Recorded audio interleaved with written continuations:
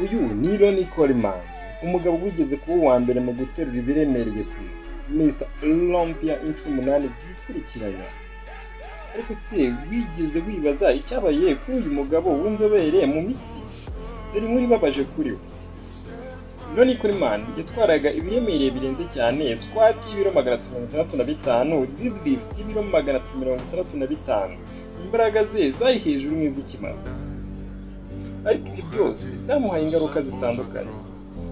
Imitsi y'umugongo yaracikaguritse, amatako y'inyuma nayo aracumukuka ndetse bireguka. Operasiyo zirenga 13 bagiye bamukuraho zose. Uyu munsi Ronnie Coleman agendera ku nkoni rimwe na rimwe kandi ntashobora no kongera guterura nk'uko byahoze. Ariko ikintu gitangaje, avuga ko ntacyo yicuza kuva yarageze ku byo yifuza. Ronnie Coleman ni isomo ry'uko intsinzi igira igiciro, ariko n'ubutwari budacika intege.